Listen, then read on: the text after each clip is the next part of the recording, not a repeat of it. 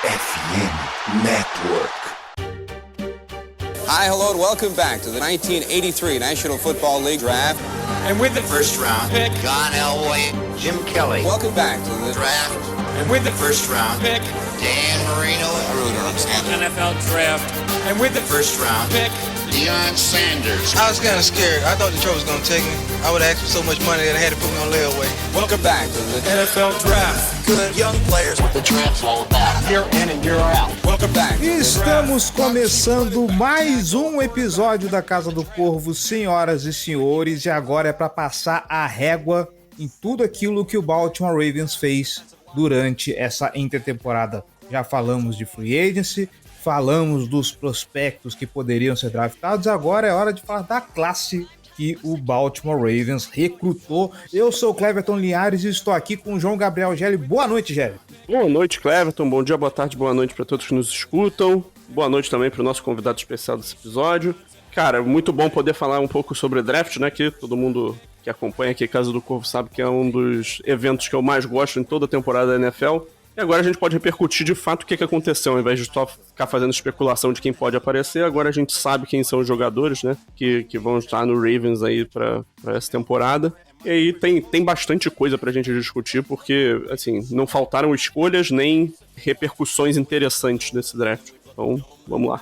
Simbora! E, obviamente, todos os episódios de draft nós contamos com a presença da galera do On The Clock. E hoje temos estreia aqui na Casa do Corvo, porque trouxemos ele, o maior cornerback do futebol americano nacional, coordenador defensivo do Flamengo Imperadores, vascaíno, sofredor de coração, MVP do NFL em Brasa, nosso querido quarterback de time, André Limas. Seja muito bem-vindo, meu querido. Uma boa noite ao meu amigo Cleverton, uma boa noite ao meu amigo Gelli, e uma belíssima noite, gostosíssima madrugada, perfeita manhã e maravilhosa tarde a todos aqueles que estão nos ouvindo. Eu tenho essa dualidade, né? Eu sou um pouquinho coordenador defensivo do Flamengo e um pouquinho torcedor do Vasco, e aí, misturando tudo, eu tenho tempo ainda pra fazer 1 milhão de coisas. Mas, cara, essa classe do Baltimore Ravens é interessantíssima.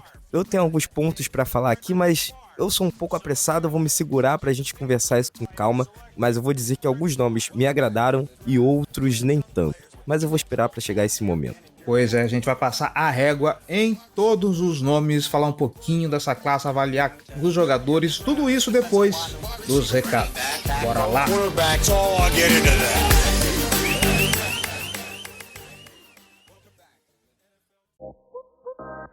Olá, aqui quem fala é o Bernardinho. No esporte e nos negócios, uma escolha errada e já era. Para vencer, vai de Sankia, a melhor solução de gestão para o seu negócio. Sankia, liberdade para evoluir.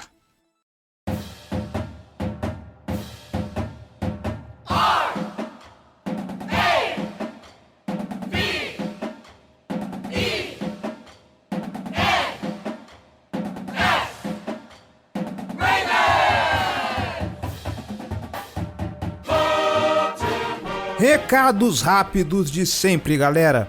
Para que a Casa do Corvo possa continuar produzindo e aumentando sua quantidade de conteúdos, nós contamos com o apoio de vocês, tá certo? Vem ser torcedor de elite e apoiar esse projeto. apoia.se/Casa do Corvo ou picpay.me/Casa do Corvo. R$1 só, você já faz uma grande diferença para esse projeto. Lembrando que apoios a partir de R$10 você pode fazer parte do nosso grupo fechado no WhatsApp, o Boteco do Corvo, onde o podcast sai mais cedo, você participa das discussões de pauta, tem conteúdos exclusivos, participa de sorteios e prêmios, tem fantasy exclusivo para os apoiadores do Boteco do Corvo. Então, ser torcedor de elite é tudo de bom. Os links estão na descrição deste episódio. Entra lá, dá uma olhada nas nossas categorias de apoio, dá uma olhada nas nossas recompensas e vem fazer parte dessa comunidade. Se você não quiser se comprometer com um apoio mensal recorrente, não tem problema. casadocorvobr@gmail.com, nossa chave Pix para você doar qualquer quantia, tá certo? Se você não puder ou não quiser fazer um apoio financeiro, você pode ajudar a Casa do Corvo de outras formas.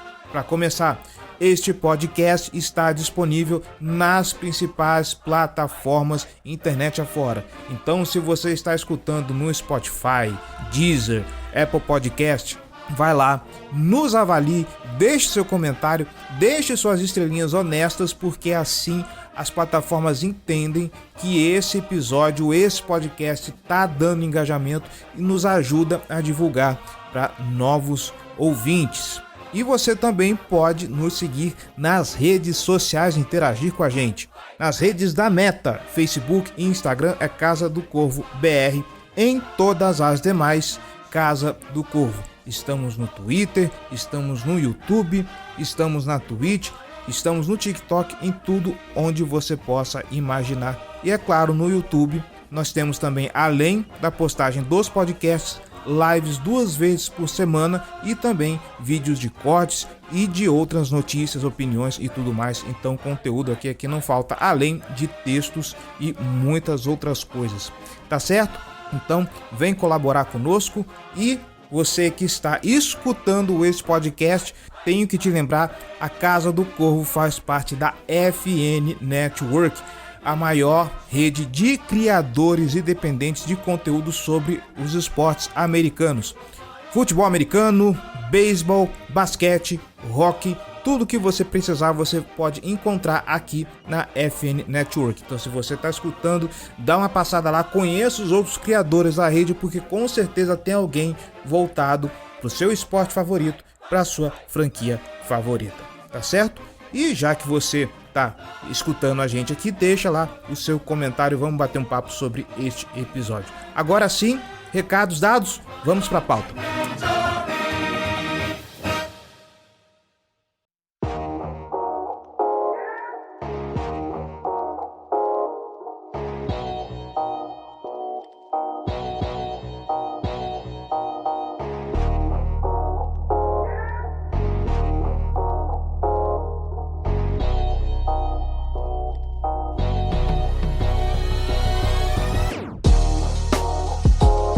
Muito bem, senhor João Gabriel Gelli, senhor André Limas. Normalmente a classe do Baltimore Ravens, draft após draft, principalmente com a chegada do Eric DeCosta, ela vem sido muito bem avaliada e dessa vez não foi exceção. Pelo menos os reports que eu acompanhei avaliaram muito bem a classe da FC Norte como um todo, né? Mas a classe do Baltimore Ravens ganhou aí umas notas muito interessantes. Então eu vou começar pelo convidado, vou fazer as honras então, André, da gente falar, óbvio, da grande estrela, né? Porque as primeiras escolhas, primeiro round, sempre são ali os jogadores mais visados, e caiu no colo do Baltimore Ravens. Eu pelo menos eu não esperava que fosse acontecer. Muita gente tá colocando isso aí também como um steal. Safety Malachi Starks, né? Que muito me encanta ele fazer parte do time, porque a gente pensa principalmente o ganho que isso pode trazer a um cara que já é muito bom, que é o Kyle Hamilton. Você colocando o Malachi Starks como dupla, e pelo que eu já ouvi falar, e eu vou deixar vocês destrincharem mais a respeito, ambos têm, ele e o Kyle Hamilton, ambos vão poder ter liberdade de transitar ali na defesa do Baltimore Ravens, o que pode dar pro Zach Orr, que é o coordenador ofensivo do time, ali uma versatilidade muito grande de pensar o que ele pode fazer nessa secundária, né? É, exato, né? O Malachi Starks é um cara que pode jogar tanto no fundo do campo, como de níquel, como um safety box, tá? E isso faz com que ele possa transicionar realmente pela defesa, como você mesmo disse. Ele pode jogar ao lado do Kyle Hamilton, você pode colocar o Kyle Hamilton no fundo do campo e ele ali como níquel, você pode colocar os dois transicionados no bots mesmo, sabe? E aí um ameaça entrar numa blitz e o outro cobre em zona ou em marcação individual, ou os dois cobrem em marcação individual, ou você pode utilizar os dois em blitz, porque o Malachi Starks também pode blitzar. Então, assim, pra mim foi uma escolha maravilhosa. É um safety que é polivalente dentro do sistema defensivo, é um cara que pode fazer de tudo, e ele encaixa exatamente no sistema defensivo do Baltimore Ravens, onde você procura safety, até mesmo corners também, né, que podem trabalhar de níquel e tudo, onde você pode brincar com essas variações no sistema defensivo. Lembrando que, como eu falei, ele é bom tanto na marcação individual Quanto em marcação em zona. Marcação em zona ele peca um pouquinho porque pra mim ele olha muito pro quarterback, ao invés de procurar primeiro o recebedor e depois ficar fazendo essa busca da bola. Mas isso daí é coisa que dá pra ser trabalhado, não é um problema pro futuro. E marcação individual ele é muito bom, ele não tira os olhos do recebedor em momento algum. Quando ele percebe que o recebedor vai fazer o movimento de catch, ele olha pra bola e aí ou ele defleta ou ele intercepta. Na maioria das vezes ele defleta, ele busca as mãos do recebedor pra tirar a bola das mãos do recebedor e é isso. É um cara muito fluido, né? Então ele tem os quadris bem soltos, ele consegue mudar a direção dele com tranquilidade e isso ajuda ele a compensar um pouco o fato de que ele não testou muito bem atleticamente, né? Ele é um cara que ele não testou mal, mas ele não testou bem. Então, cara, é um que, assim, do ponto de vista puramente atlético, ele é um cara, vamos botar assim, mediano, né? E provavelmente por isso que ele não acabou saindo cedo. Mas, assim, é mais um jogador da posição de safety que eu acho que é um cara excelente e que cai nos colos do Ravens depois do Kyle Hamilton. E, assim, pra mim é uma dupla que tem potencial pra ser a melhor dupla de safety da NFL, assim, por meia década pelo menos, quem sabe até mais. E, assim, eu acho que ele é um jogador que ele foi titular por 3 temporadas na defesa de Georgia. A gente não tá falando de qualquer coisa, né? A gente tá falando de um cara que chegou ali com, tipo, 18 anos e já era titular numa das principais defesas, num dos programas mais competitivos, que preza muito pelo lado defensivo da bola, que é um coordenador defensivo que olha muito pra esse lado, e que desde o instante que ele chegou no college, ele já assumiu essa posição de titularidade e ele conseguiu fazer um pouco de tudo, como o André falou. Então essa versatilidade dele e a capacidade dele de dialogar bem com o Kyle Hamilton em campo, né, eu acho que o encaixe dos dois, ele é muito bom. Eu acho que, assim, majoritariamente o Kyle Hamilton vai jogar mais perto do box ou cobrindo o slot. O Malachi Starks vai jogar um pouco mais recuado, mas nada impede de acontecerem várias rotações entre eles. Os dois no fundo do campo também vai acontecer com alguma frequência. E o Ravens vai ganhar muito em versatilidade defensiva com isso e também capacidade de esconder algumas formações também, né? Então acho que pode ajudar bastante com alguns disfarces que essa defesa pode entregar aí no segundo ano com o Zach Orr, né? O Malachi Starks é um cara que sempre mostrou ao longo da carreira inteira dele universitária que ele era um cara muito inteligente dentro de campo, com ótimos instintos, capacidade de enxergar bem o campo e atacar em direção à bola. Então, assim, e também ele é um tacleador extremamente preciso. É um cara que dificilmente você vai ver perdendo tackles, vamos botar assim, idiotas, mas, assim, é um jogador que eu gosto bastante. Pra mim, é um cara tranquilamente top 10 da classe, talvez até top 5 dessa classe como um todo em termos de talento, e pegar ele assim no final da primeira rodada, pra mim era um valor que, por mais que não fosse uma necessidade gritante do Ravens e não seja uma posição tida como premium, né, nos olhos da liga como um todo, eu acho que foi um valor que valeu bastante a pena de se puxar o gatilho. Aqui claramente é a estratégia Baltimore Ravens de draft, né? O time, ele foi... Nessa classe, especificamente, o Baltimore Ravens deu muita sorte, porque, sorte entre aspas, né? Precisava majoritariamente de um guard. Alguns diriam aí um edge rusher, mas eram coisas que poderiam esperar para os late rounds e tudo mais.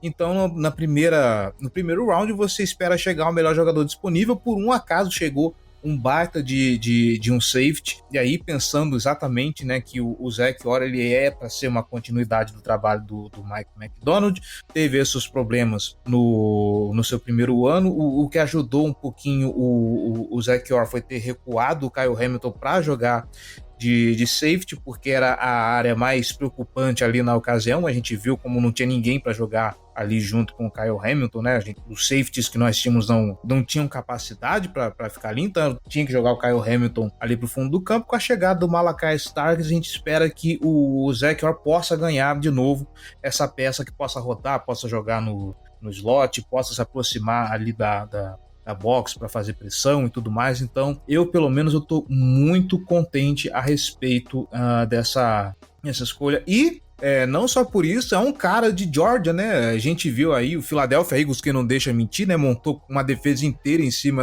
do programa do Georgia Bulldogs. Então, chegando um cara de Georgia, pelo menos assim, a história me diz que deve ser coisa boa. Deve ser coisa boa. Você que acompanhou mais o college, o André, dá pra ter confiança nessa defesa de Georgia Bulldogs, dessa classe que foi draftada? Dá pra confiar.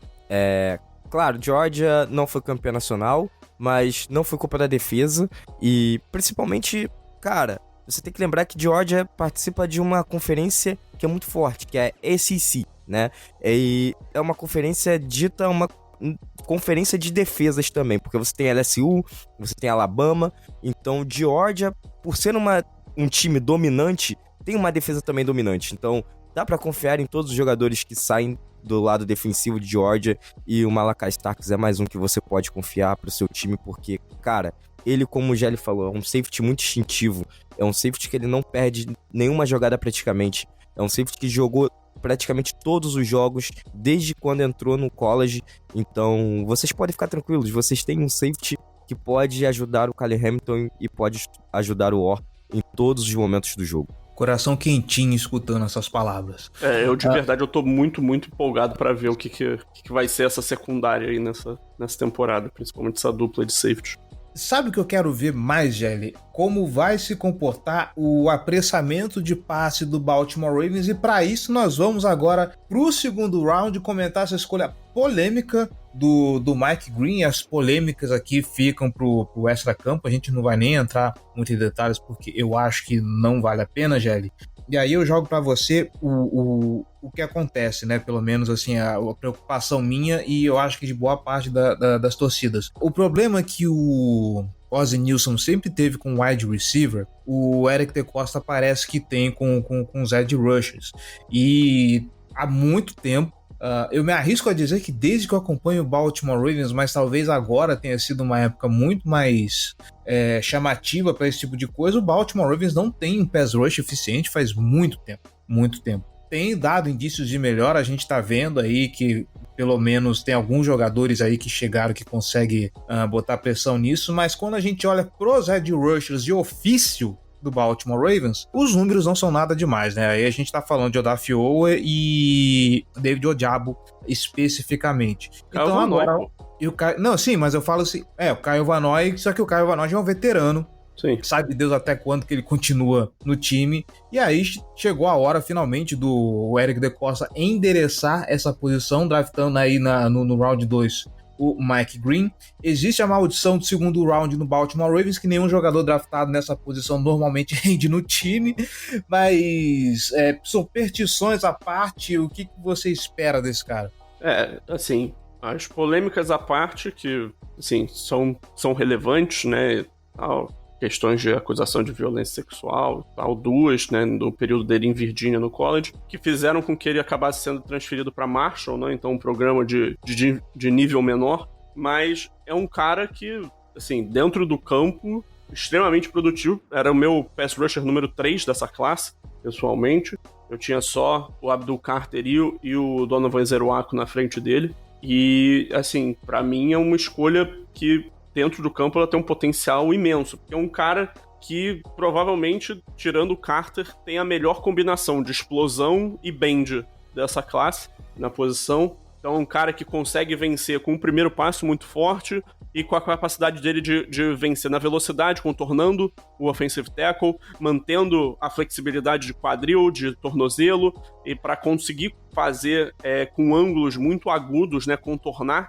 esse offensive tackle por fora, mas também é um cara que tem uma capacidade de variar alguns movimentos, também consegue ganhar por fora, consegue converter velocidade em potência e gerar algum impacto para deslocar também o bloqueador, e consegue fazer isso mesmo sendo um jogador um pouco menor, né, que talvez seja um dos maiores problemas dele, do perfil dele como jogador, é o fato de que ele não é um pass rusher muito grande, né, ele tem um tamanho, a gente pode dizer que é no máximo ok para a posição, é um cara que também não é dos melhores contra a corrida, porque ele tem também uma envergadura um pouco abaixo do ideal, né? Então, às vezes ele acaba tendo problema para sair de bloqueio, mas, assim, é um cara que tem muito potencial para chegar no Ravens e ser bastante produtivo, ainda é bem jovem, né? Vai começar a temporada de calouro com 22 anos só, assim, é um cara que teve bastante produção no college, tem os traços atléticos e também todo o potencial técnico para se desenvolver em um pass rusher que pode ser o melhor pass rusher desse elenco, né? Na última temporada ele liderou a FBS inteira em sacks com 17, Então, assim, é um cara que o teto dele é muito alto, a escolha dele na posição 59 desse draft é um ótimo valor, né, que o time conseguiu por motivos extracampo. Então, falando um pouquinho sobre o Mike Green, né, lembrando que ele vem de Marshall, que é uma universidade que joga na Sun Belt, que é uma conferência que é dita a segunda pior do college football, só tá acima da MAC, mas ele se destacou lá, e a gente precisa falar sobre isso, né. Primeiro que pra mim, ele ainda tá um pouco cru. Como o Gelli falou, ele é explosivo, veloz, rápido, mas ele ganhava muito na sua velocidade, não na técnica. E aí, por conta dele utilizar a sua velocidade para passar dos bloqueios, quando ele vai pro jogo terrestre, por ele não ser tão bom assim com jogo de mãos, ele sofre. E isso acontece até quando ele tá no pass rush, quando ele enfrentava uns offensive tackles um pouco mais experientes, tá? E esses caras já identificavam que ele ia pela velocidade, não pela técnica, ou de cross-chop, swing, rip, enfim, as técnicas de move mesmo, e aí ele era simplesmente bloqueado. Como ele enfrentava adversários mais fracos na maioria das vezes, ele se destacava por isso. Agora que ele tá chegando no nível que é muito alto, a gente precisa ver o como vai ser essa lapidação dele, porque só por velocidade não vai adiantar. Vai ter uma hora que os tackles vão entender, e não somente durante a partida, no estudo de vídeo, quando observarem ele jogando pro jogo de domingo, ou de quinta-feira ou de segunda, cara, os caras já vão identificar logo que ele tem esse problema.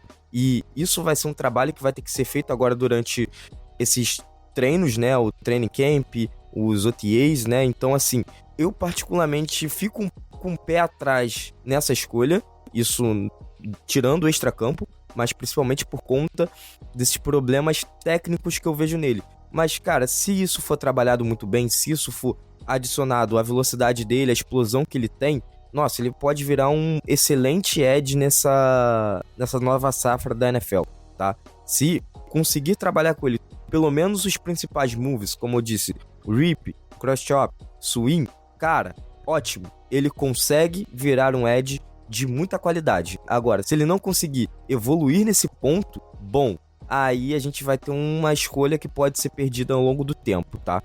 E assim, a gente tá falando do Ravens que, nesse momento, ele tem um grupo razoavelmente grande de pass rushers que são úteis, né? Então a gente tem o Kyle Van Noy e o Odafe como os dois principais. Tem o Adisa Isaac como uma escolha, né, de meio de draft do ano passado, acho que foi terceira rodada, se eu não me engano. Temos o Tavius Robinson, que é um cara que está entrando no terceiro ano, que é mais uma peça rotacional, que às vezes consegue migrar para o interior da linha também para jogar alguns snaps.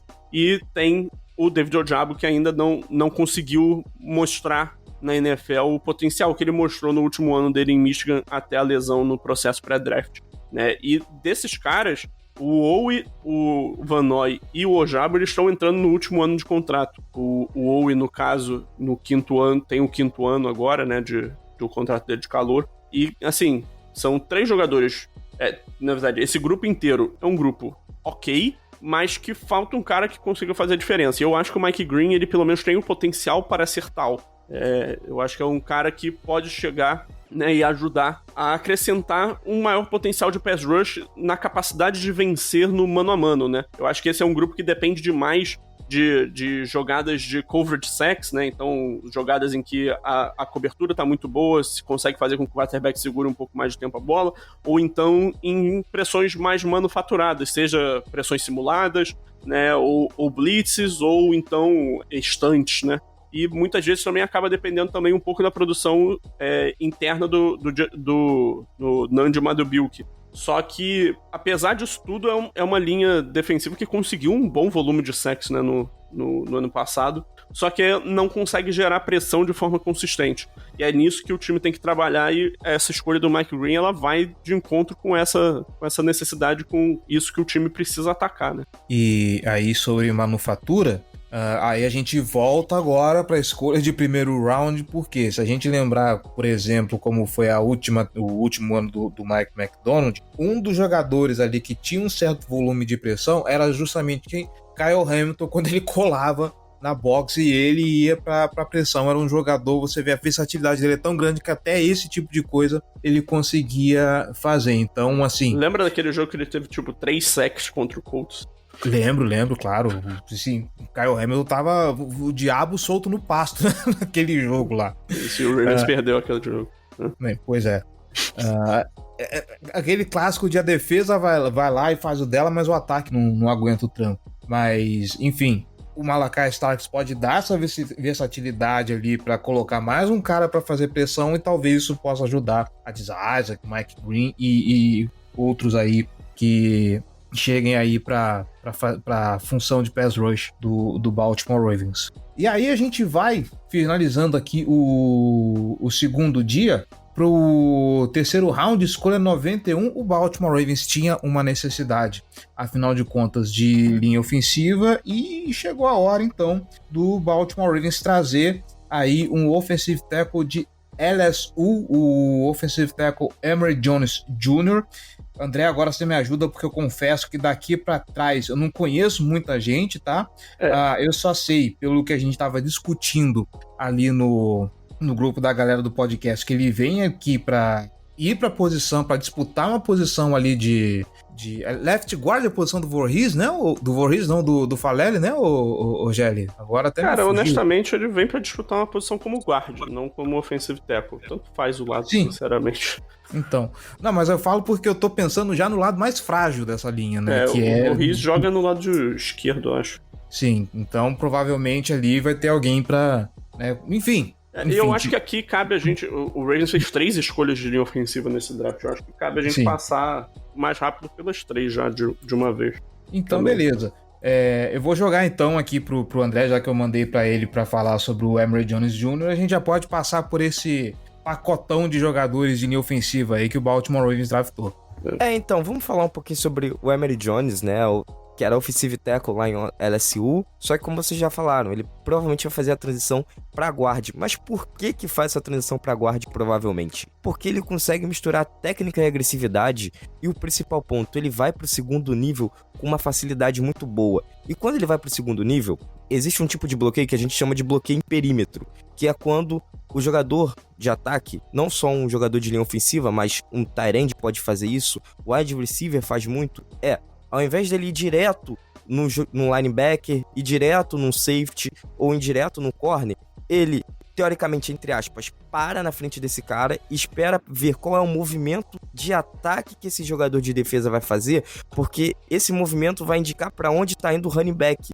E aí, quando esse jogador ele faz esse movimento, você vai lá e bloqueia esse cara, grampeia ele e vai embora. Muitos jogadores, não só offensive tackles, guards, centers, mas tight ends também, wide receivers, próprios fullbacks, né, quando estão running backs também, quando vão para bloqueio, muitos não fazem isso também, eles vão direto no jogador do segundo nível e às vezes eles perdem um bloqueio por conta disso. O Emory Jones, ele não faz isso, ele simplesmente vai nesse bloqueio em perímetro e a taxa de bloqueios dele no segundo nível é altíssima, e isso ajuda com que o jogo terrestre, na época de LSU e agora da equipe de Baltimore, funcione bastante, ainda mais quando você tem um quarterback móvel, como a LSU tinha com o Daniels, que era utilizado em jogadas de option, QB draw e afins, e também era um quarterback scramble, né, que conseguia às vezes improvisar na jogada, precisava sair do pocket correndo pelo meio do campo porque estava com pressão, os recebedores não estavam livres.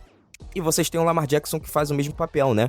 Então, assim, é interessante você ter esse tipo de jogador, porque ele já tem essa noção que o quarterback dele às vezes pode ter que sair, né, do pocket, e ele já sabe que ele vai ter que bloquear alguém no segundo nível, ele já vai nesse tipo de bloqueio instintivamente. Outro fator interessante que eu gosto bastante dele cara, ele consegue ser titular no dia 1.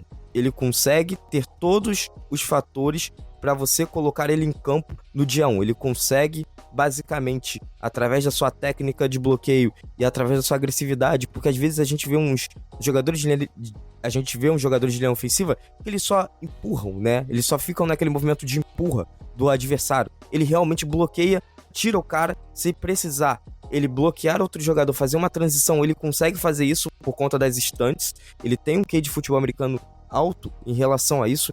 Então, pra mim, é um offensive tackle que vai virar guard de primeiro dia, assim, anotado, e é uma aposta minha. Vocês podem até me cobrar depois se isso não acontecer, porque eu garanto pra vocês que pra mim ele vai ser um cara que no dia 1 ele vai estar lá como starter da equipe do Baltimore Ravens. Cravou, hein? Nossa!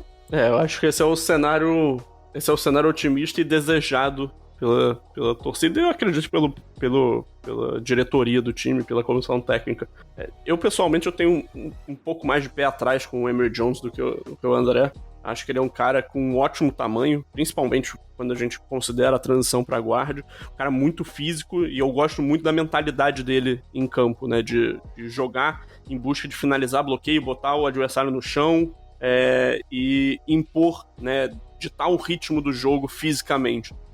Mas eu acho que ele tem algumas questões técnicas aí a trabalhar e que acabaram sendo um pouco do motivo pelo qual ele está sendo projetado para sair de tackle para guarda. Eu acho que a mobilidade dele lateral ela é um pouco limitada, né? A capacidade dele de responder a movimentos mais bruscos dos defensores, né? Lateralmente, a agilidade dele não é tão boa.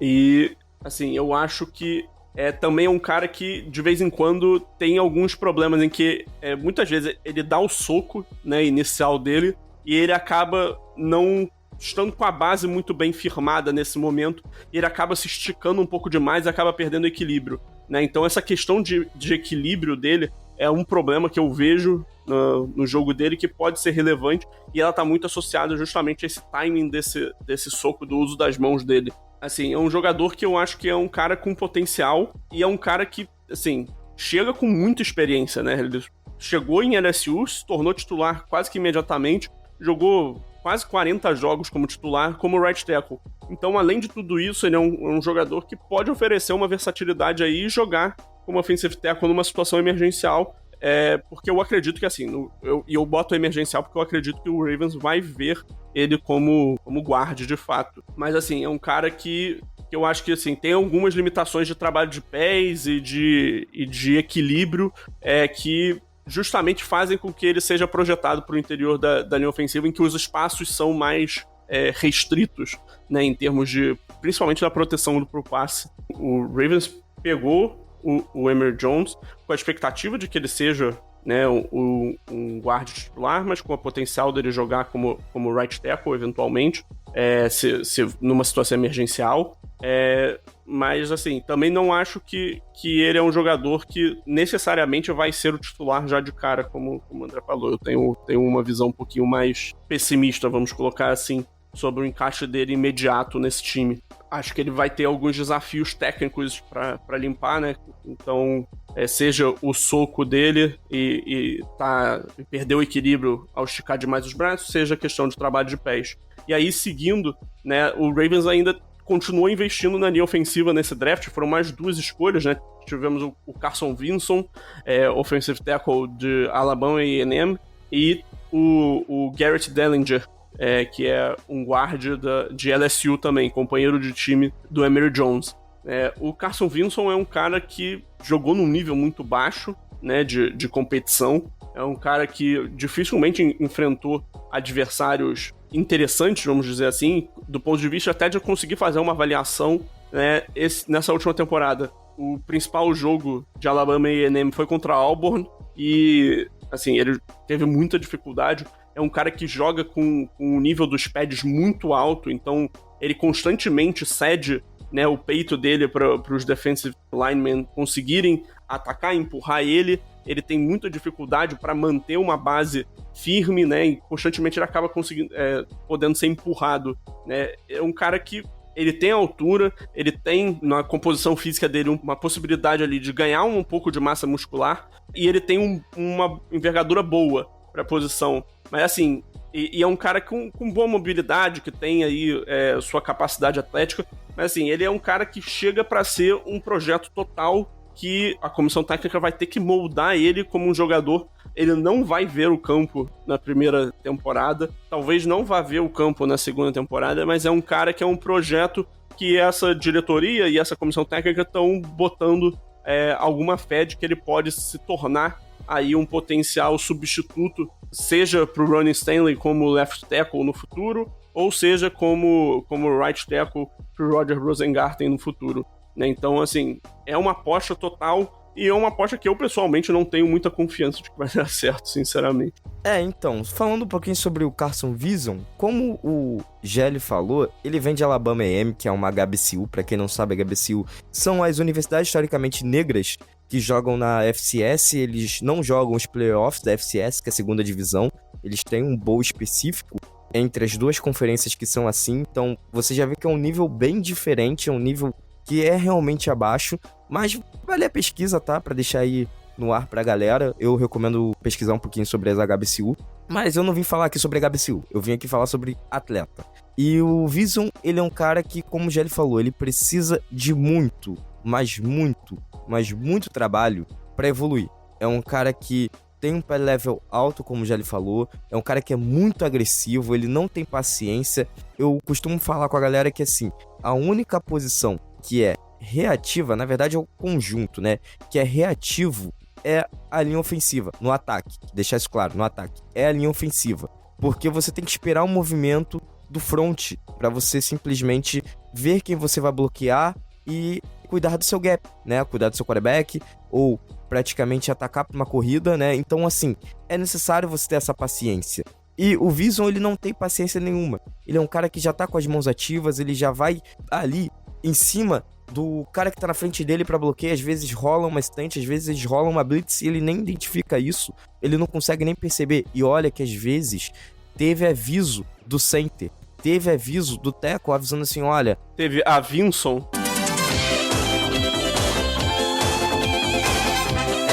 Boa. Ave Maria. Boa. Tava faltando uma dessas. Mas realmente não teve aviso. Nenhum aviso. E principalmente Wiesen dele em relação a essa questão toda de vir uma blitz, de ter uma estante, mesmo tendo no nível mais baixo, ainda haviam algumas estantes acontecendo, e ele simplesmente não a identificava. E caía e abria um espaço pro seu quarterback apanhar. E quando ele ia pro segundo nível, ele não conseguia. Ele simplesmente ficava trocando força com o cara do primeiro nível e não era utilizado no segundo nível por isso, tá? Então, basicamente, é um cara que eu vejo mais sendo um homem de roster mesmo, um jogador para eventualmente entrar caso role uma sequência de lesões no time do Ravens, mas eu particularmente não vejo ele nem sendo titular daqui a alguns anos, tá? É um cara que realmente vai ser um backup aí, barato, e é isso. A visão é que ele seja eventualmente uma possibilidade para botar como titular se o projeto caminhar positivamente, mas como eu falei, eu não tenho expectativas altas quanto a isso. Imagino que você não tem expectativas altas então pro próximo, né, que é um jogador de 7ª rodada. Isso, o outro é o Garrett Dellinger, que é mais um jogador dessa linha ofensiva de LSU que é muito experiente. Ele jogou majoritariamente como left guard, mas ele também chegou a jogar como center um outro jogo. Jogou, acho que algumas partidas, até de vez em quando como tackle, se eu não me engano. Mas assim, ele é um guard que jogou principalmente no lado esquerdo. Jogou do lado do Will Campbell, né, que foi até a escolha de top 5. E, assim, ele teve pra lá de 40 partidas como titular ao longo da carreira universitária dele. Então, um cara experiente, que tem uma boa força de jogo, que tem capacidade de gerar um pouco de movimento, mas que tem um bom tamanho pra posição também, isso vai ser dito. Mas que, assim, ele não foi escolhido na 7ª rodada à toa. É um cara que não é um grande atleta. Assim, ele dificilmente vai conseguir jogar em espaço com eficiência. O Ravens é um time que transicionou para jogar com maior volume de jogadas de bloqueios em zona. Eu não sei o quanto que ele vai se encaixar bem nisso. É um cara que tem algumas dificuldades de equilíbrio também. A amplitude dele de movimento ela é limitada, né? E também teve alguns problemas de lesão ao longo de toda a carreira dele, desde o high school até o college. Então, assim, é um cara que, sinceramente, a meu ver, ele briga pra fazer parte do elenco. Não é nem por posição, nem nada. Assim, ele é um dos caras que vai disputar uma das últimas posições aí do elenco na linha ofensiva. Eu só queria dar um complemento aqui ao Gelli sobre a questão dos bloqueios em zona. Eu sei que o episódio não é disso, mas é importante falar. Muitos ataques usam bloqueio em zona, mudaram, né, o sistema de bloqueio em zona para bloqueio em gap, porque ele é mais tranquilo exatamente para jogadores não só do nível do Wiesen, mas outros jogadores trabalharem nisso, porque você não precisa ser tão físico assim. Você precisa ser somente andar lateralmente e, claro, você tem uma técnica de bloqueio, né? Então, assim, pode ser que ele se encaixe, mas como já ele falou, precisa ser trabalhado. Mas só pra dar esse toquezinho a mais, o bloqueio em zona ele é mais tranquilo pra OL do que o bloqueio em gap. O bloqueio em gap ele pede mais de técnica e pede mais também do físico do OL.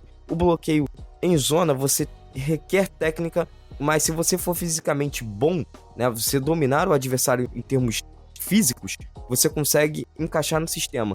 Pode ser que isso acabe ajudando ele, mas eu ainda assim não consigo ver ele tendo ele sendo fisicamente bom pra isso também, sabe? Ele é muito bruto, mas não tem técnica nenhuma, quase. Assim, de verdade é um cara que vai brigar por vaga no elenco no máximo. O Ravens tem aí um volume grande de jogadores que podem fazer essa posição de guarda, né? Tem o Falele e o Vorris que entram como os supostos titulares, pelo menos pro começo do training camp. Aí tem o Ben Cleveland, que é um veterano, né? Já tem familiaridade com o time, mas que voltou aí num contrato de 1 ano. Tem o Emory Jones, que teve um certo investimento do time, bem maior do que foi feito no Dellinger. Tem também o Nick Samek, né? Que foi draftado na 7ª rodada do ano passado. Aí temos o Dellinger e eu não descarto nem a possibilidade do Joe Noteboom, né, que chegou aí como free agent logo depois do draft. Para mim, ele é o reserva na posição de tackle, mas eu não descarto a possibilidade do Noteboom até se for necessário, ou se o time achar que vale a pena ser colocado como guarda, porque ele já fez a função no Rams, né?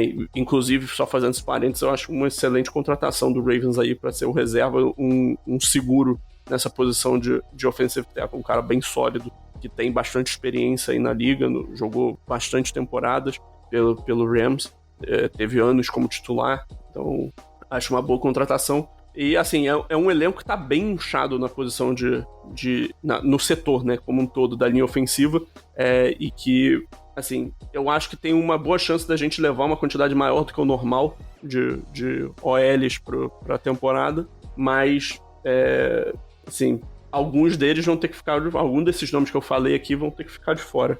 E aí fica a curiosidade aí pra ver como é que isso vai se desenrolar ao longo do training camp, dos OTAs e tal. A grande sacada aqui vai ser justamente, a meu ver, a posição de guard, né? Porque center eu não acho que tem alguma disputa, né? Ele é Linderbaum e tá fechado. A mesma coisa left tackle, o Ronnie e tá fechado. Imagino que o time vai querer apostar na evolução do Rosengarten, e aí é ver o que vai ser essa disputa aí de guards na linha ofensiva. Vamos fechar o ataque? Fechou o ataque. Não, vamos fechar. Falta o LaJohntay Wester. Ah, sim. Assim, jogador que eu não entendi por que o Ravens draftou, sinceramente. Acho que não era necessário. Foi um cara até que teve alguma produção na carreira universitária dele, né? O wide receiver de Colorado. Foi um dos alvos do Shedeur Sanders nessa última temporada, né? Ele jogou por Colorado só nessa última temporada, inclusive. Assim, sinceramente, eu enxergo ele como um jogador que chega pra compor o elenco ali no final da rotação de wide receivers e que vai ser uma opção como retornador. Eu acho que ele já tá até treinando como retornador. Eu acho que ele vai ter uma chance de conquistar esse cargo como titular, que é um cara leve, que tem boa mobilidade, bastante rápido. Então acho que ele tem esse potencial aí, mas assim, como wide receiver de fato, acho que ele não entrega nada que o Ravens vai ter muito desejo de colocá-lo em campo no ataque. Eu diria que é a cota do Eric De Costa. Todo draft tem que ter um. Então... Isso. E o time não draftou nenhum jogador de skill position nas 5 primeiras rodadas pela primeira vez desde 2017. Fica aí a curiosidade. Fica aí a informação. Assim, o Wester, ele até teve uma parte produtiva nesse ataque de Colorado. Ele foi um cara que, depois do Travis Hunter, ele foi o segundo que teve mais recepções, mas ainda assim ele era utilizado para ganhar terreno. Ele não era aquele recebedor que era buscado em situações específicas ou situações para tirar o ataque de uma situação não muito legal, né? Uma terceira descida média, uma terceira descida longa, uma segunda longa, muito longa, para poder deixar numa terceira mais confortável, né?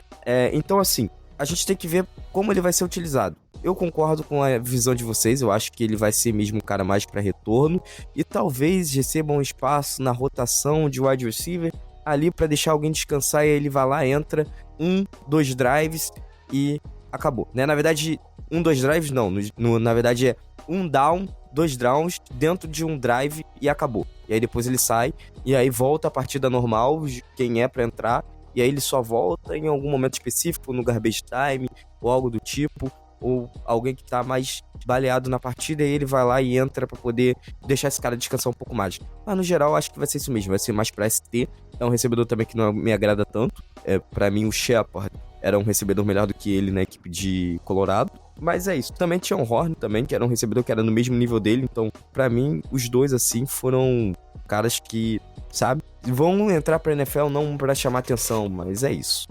Gelli, eu vou derrubar a pauta seguinte aqui, que era sobre o Tyler Loop, vou deixar isso pro final, porque vai ter coisas a mais pra gente comentar aí, então eu vou, e se você quiser escutar, então fique até o final deste podcast pra saber o que a gente vai falar, mas eu vou partir aqui pra falar sobre Ted Buchanan, porque ele vai jogar ali do lado do Roquan Smith. Isso já foi um investimento que o time já havia feito em drafts passados, né, com a aquisição do Trenton Simpson. Eu quero ver o que vai ser essa posição aí, o que o Baltimore Ravens está aprontando para essa posição de linebacker. Vou começar com você, André, para você me falar aí, passar a perspectiva de quem que é esse cara aí. O Ted Buchanan, ele era um inside linebacker de Cal, a universidade que a gente ficou conhecida, né, que a gente conhece muito por conta do Aaron Rodgers, né, foi a universidade de Aaron Rodgers, mas ele era um linebacker lá que jogou no sistema defensivo muito interessante e assim, ele era muito utilizado em blitz.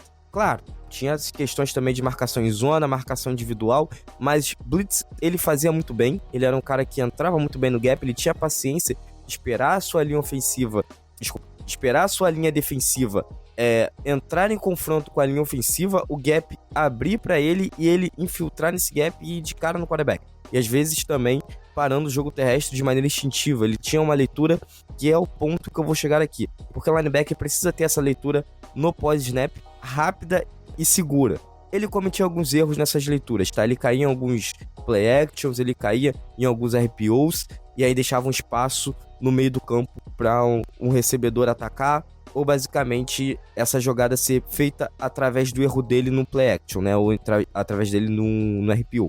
Mas assim, no geral, é um cara que precisa evoluir também na questão na questão de cobertura em zona, porque ele é um linebacker que olha muito o quarterback, ele não identifica tão fácil assim se tem algum recebedor passando, ele tem uma noção que ele tem que cobrir uma zona, e ele vai dropando para essa zona, ou seja, ele vai andando para trás. Lateralmente, ele consegue até fazer isso, mas ele se perde. Para trás, ele não se perde tanto. Ele só começa a andar para trás, olhando para o quarterback. E aí, através do movimento do ombro do quarterback, que é a mira do nosso querido QB, ele vai e faz o movimento. Aí você vai ver alguns highlights lá, quando você for pesquisar. Você vai ver lá, nossa, ele interceptou esse passe aqui, ele defletou aquele passe ali.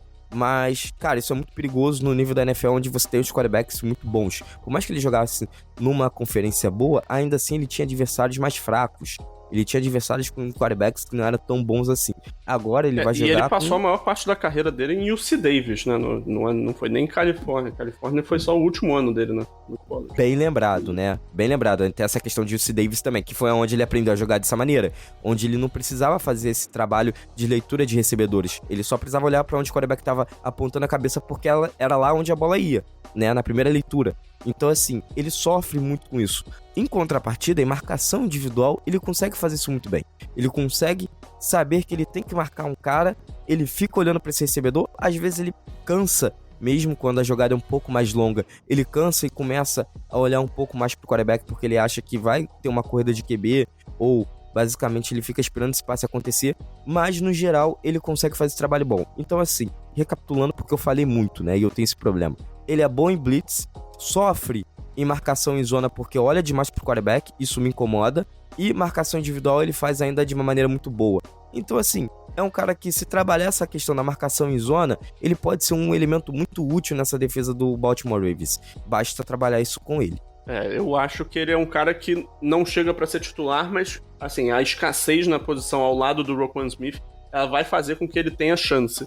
Eu acho que, assim, no mundo ideal, ele seria um cara que chegaria pra ser, tipo, um reserva, que teria alguns snaps, mas que seria um reserva e que contribuiria principalmente nos especialistas. Talvez ele tivesse em campo em alguns pacotes que dariam a oportunidade dele de atuar mais como blitzer, mas eu acho que na situação atual no training camp ele vai brigar por posição com o Trenton Simpson para ser o linebacker 2 e ele vai ter boas chances de ganhar e de ter espaço como titular, né, ao longo da temporada. Então é um cara que, assim, ele tem uma boa habilidade atlética, né, teve um rise muito bom, e eu acho que ele tem um potencial aí de se mostrar uma peça sólida. Eu só não espero um jogador que faça a diferença, mas como mais uma opção desse grupo, eu acho que ele é uma aposta válida ali na 4ª rodada. Ainda mais considerando que tem muito pouco jogador, muito pouca opção, né, de linebacker nesse elenco, nesse momento. Inclusive, eu não descartaria a possibilidade do Ravens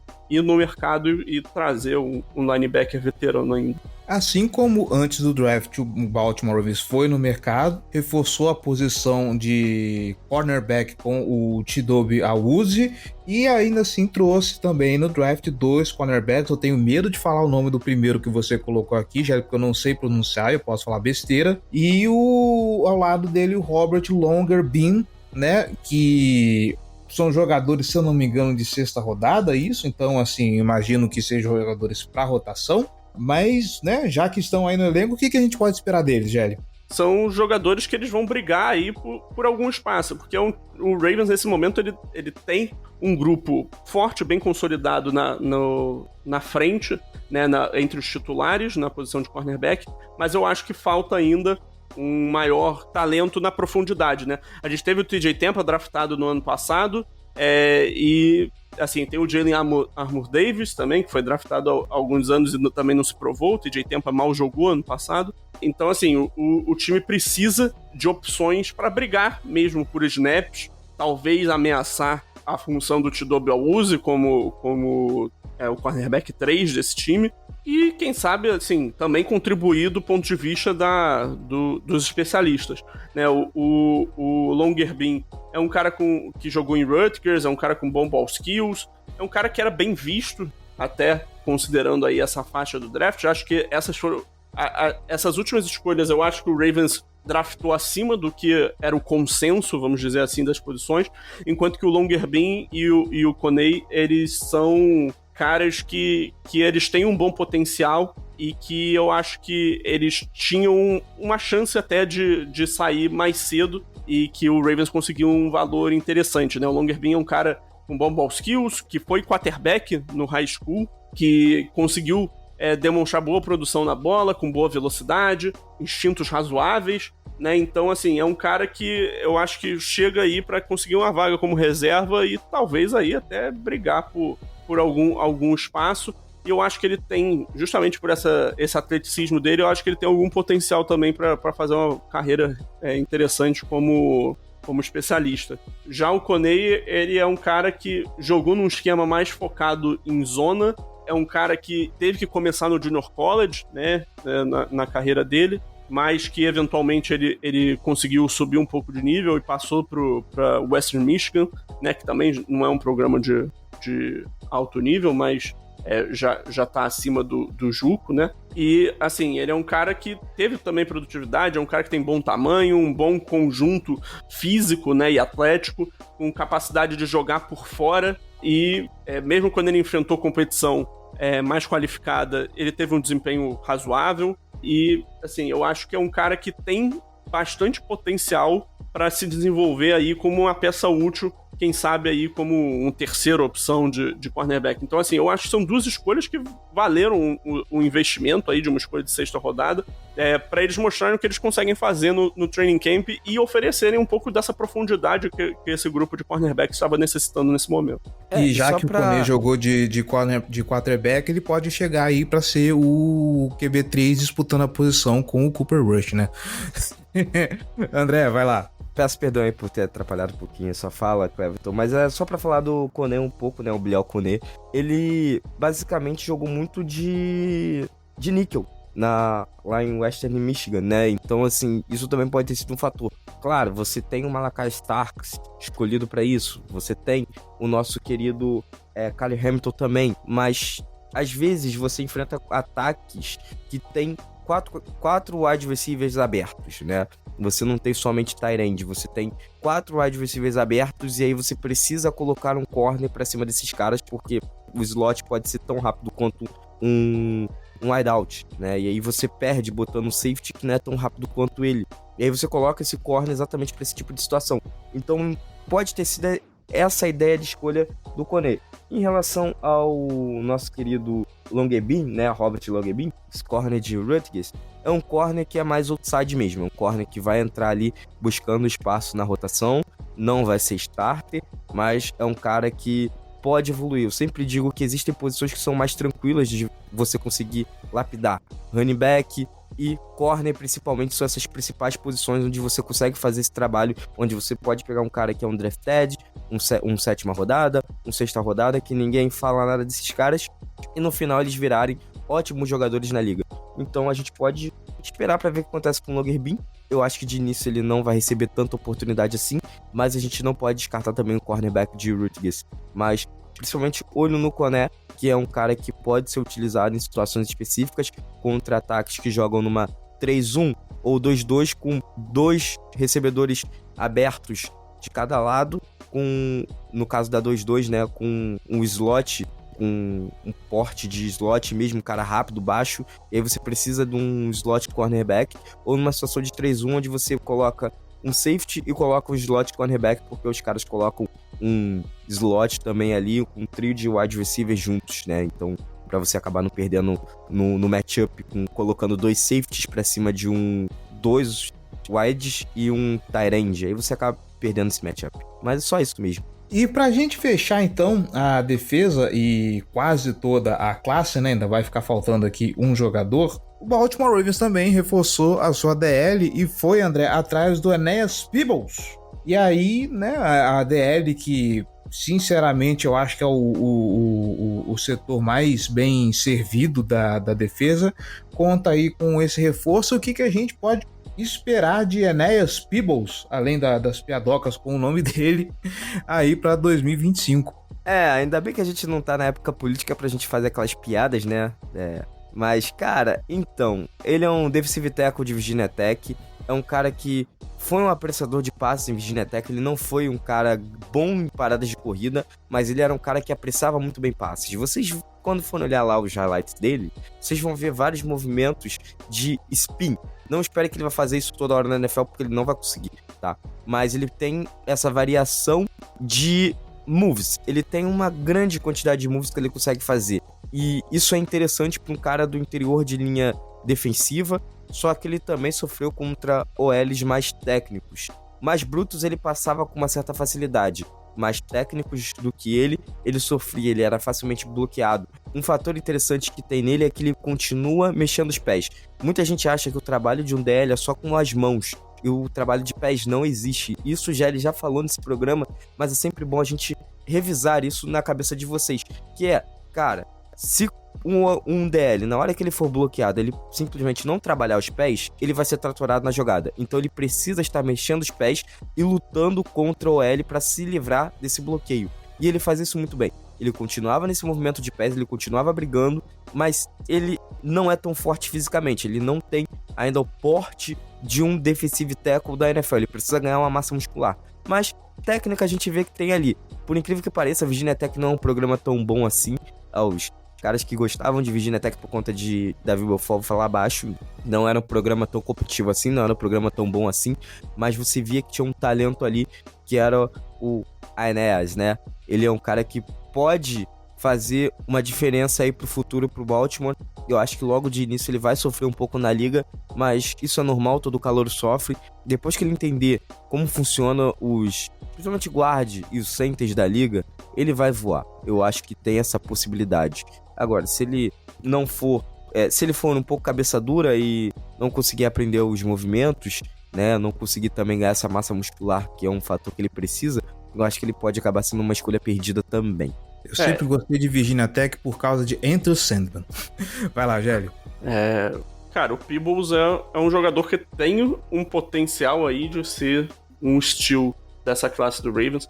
O Ravens estava precisando de jogadores para a linha defensiva. Eu acho que ainda está, apesar de ter draftado o Peebles, né? Só tem o Madubuike, o Travis Jones e o Broderick Washington, de jogadores com experiência no elenco. Então, assim, acredito que vai vir um veterano barato ainda também aí para essa posição. E, assim, é um cara que se destaca para mim pela energia, pelo pass rush, pelo motor, pela essa variedade de movimentos de pass rush que o André já falou. Então, assim, eu não tenho muito o que acrescentar em relação ao que ele já colocou, mas é um jogador interessante por trazer essa possibilidade de um jogador que vai trazer pass rush, né, pro time, para esse setor, mas ele traz isso e peca contra a corrida e muito por conta do tamanho dele, né, que é abaixo do ideal. Também já é um prospecto um pouquinho mais velho, já tá com 23 anos.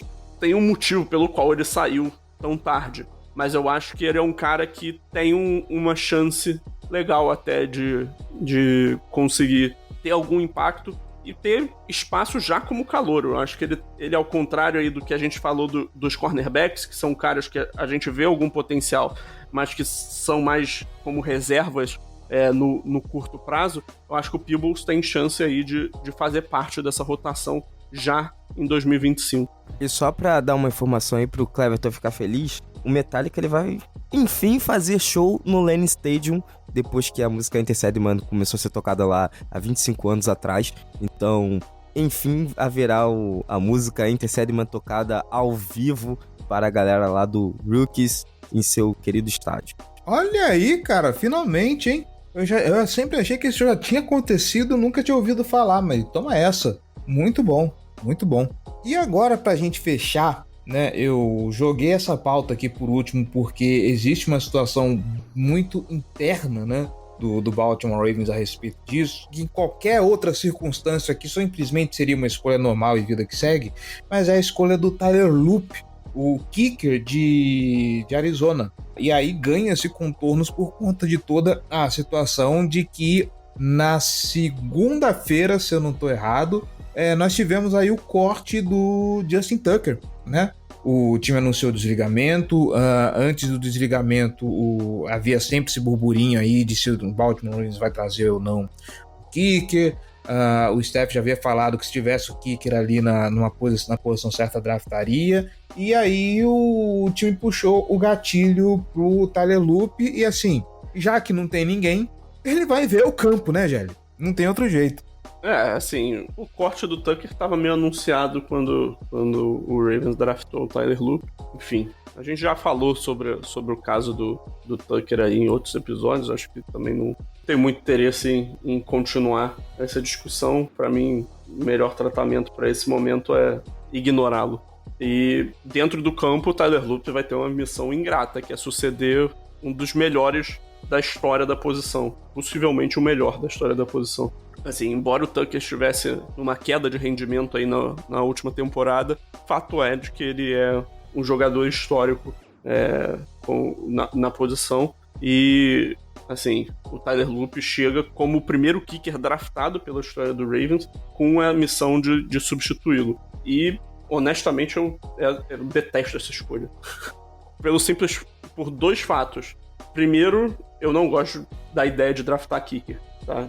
A maior parte dos kickers da NFL não foram draftados e vários deles são produtivos. Dificilmente você vai arrumar um kicker que vai ser consistentemente produtivo, como o Tucker foi. Então, assim, não acho que vale investir capital de draft na posição. E aí, além de tudo isso, você vai olhar os números do Tyler Loop, que honestamente eu não faço scouting de kicker, né? Então, o máximo que eu posso fazer aqui é olhar os números e olhar a avaliação de outras pessoas que fazem scout de kicker. E, é um cara que não é super preciso, sabe? Ele teve 84% de field goals convertidos na carreira. Na carreira dele, ele teve 61,5% de conversões em chutes de mais de 50 jardas. No guia do draft do Danny Brugler, ele faz avaliação de kicker e ele tinha o Tyler Loop como o quinto kicker da classe, com uma nota de não draftado. Então, honestamente, assim, o Ravens estudou essa classe de kicker, isso é fato, foi a fundo porque eles já tinham a intenção de buscar um jogador para a posição. mas honestamente eu não sei por que eles escolheram o Tyler Loop e não sei por que eles decidiram gastar capital de draft nisso. Mas enfim, desejo tudo do melhor pra ele agora, a partir de agora, porque provavelmente será o nosso titular ao longo da temporada. Eu não tenho muito o que falar sobre o Tyler Loop, eu também sou igual o Gelli, eu não fico olhando muito o kicker. Eu olho mais durante a temporada, né, exatamente para fazer as análises durante a season e estudar um pouquinho sobre os times. O Tyler Loop era o kicker de Arizona, um time que a gente esperava muito também antes da temporada, e no final foi um time bem decepcionante. Eles foram substituídos, inclusive, pelo outro time de Arizona, que era o Arizona Sun Devils, que foi para os playoffs. E o Tyler Loop, ele acaba sendo um cara onde a gente também não esperava que ele fosse escolhido. Mas eu acho que foi exatamente pelo fator dos chutes de longa distância que ele talvez tenha sido escolhido. Porque ele foi um cara que foi muito mais preciso com chutes além de 50 jardas do que chutes próximos. E também era um cara quase que perfeito em extra point. Então provavelmente essa que foi a análise de scout. A gente tem que lembrar que o Hubble é um cara que ele arrisca muito quarta descida, principalmente em situações onde ele tá próximo da endzone, né? Não necessariamente ali na linha de 50, 55, mas a partir da linha de 30, ele é um cara que já esquece do kicker. Mesmo que ele tenha um kicker extremamente confiável na sideline, ele ainda assim opta por arriscar. E eu acho que esse foi o ponto. Tipo, cara, não importa se ele acerta de 20, de 25, de 30. Agora, se ele acerta de 40, 45, 50, isso é importante pra gente. O quanto de extra point esse cara acerta, o percentual dele é alto, então ele serve pra gente. Eu acho que esse foi o scout. Não foi no geral, mas sim em pontos específicos onde o kicker do Baltimore Ravens vai entrar. Eu acho que essa aqui foi a análise de scout no final das contas, e aí, comparado a outros kickers, talvez isso que tenha feito ele pular da 6ª escolha de previsão de kickers para a 2ª. É isso, tá aí, avaliação de kickers aí na casa do corpo.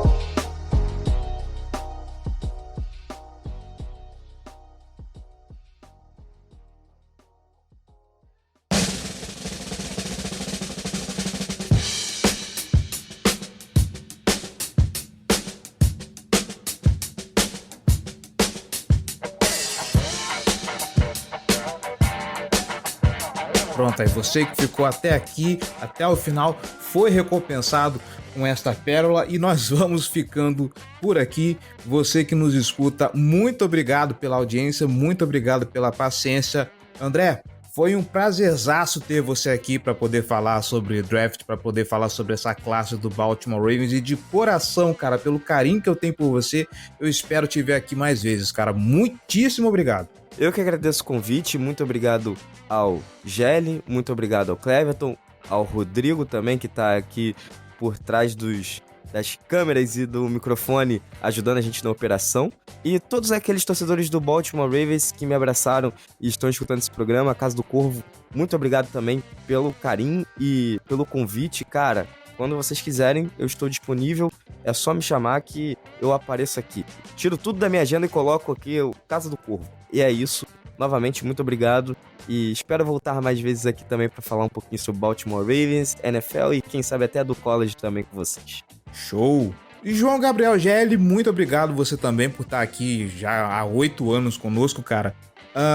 Aproveitando inclusive já a presença do André, 2 representantes aqui desse portal maravilhoso sobre college, draft e tudo mais, o que teremos no On The Clock para esses dias, meus queridos? Honestamente, nesse momento, o Felipe tá fazendo a cobertura do pós-draft, inclusive já saiu o vídeo com a análise das classes da AFC Norte, então quem quiser conferir a opinião dele pode ir lá dar uma olhada, mas nesse momento estamos mais na parte de dar uma amarrada aí no que aconteceu nesse draft e em breve possivelmente ir para pequenas férias antes de começar o movimento de novo aí para a próxima temporada. Tá certo. E André, seu jabá do College Cast também, né? Por favor. Pra galera aí que se interessa pelo college football, quer saber de tudo que acontece, porque a gente fala um ano inteiro de college lá, inclusive a gente fez o programa de portal de transferências ontem. Hoje vai ser o programa feito da CUSA, a primeira prévia de conferência. Isso, a gente começa cedo porque é muito time, são mais de 130 times, tem time chegando agora da FCS, agora nós temos 135 times na FBS, na primeira divisão, então, cara, é muito time, a gente precisa falar de todos, e é isso. Então, se você se interessa pelo college football ou quer conhecer um pouco mais, ficar atento do que acontece semana após semana, prévia de rodada, prévia de playoffs, e na época de draft também a gente faz o trabalho lá, analisando escolha por escolha. Mentira, a gente não faz isso, mas a gente faz o trabalho de analisar prospecto por prospecto. É só seguir lá a gente nas redes sociais e principalmente no Spotify, onde é a nossa base. O CollegeCast está esperando vocês lá, e é isso. E você que está nos escutando, bom, passou o draft, passou o Natal da NFL, passou o Free Agency, agora a gente tá aí pelas datas da NFL, com aquelas coisinhas bobas que eles soltam aí, a gente gosta pra caramba, porque a gente é louco pro futebol americano, tá louco pra ver se tem que chegar, que é a divulgação de calendário e tudo mais. Então, conforme for aparecendo notícia, a gente volta então a qualquer momento para poder comentar um pouco mais sobre a NFL e sobre Baltimore Ravens, tá certo? Para você que ficou até aqui, um grande abraço e até mais!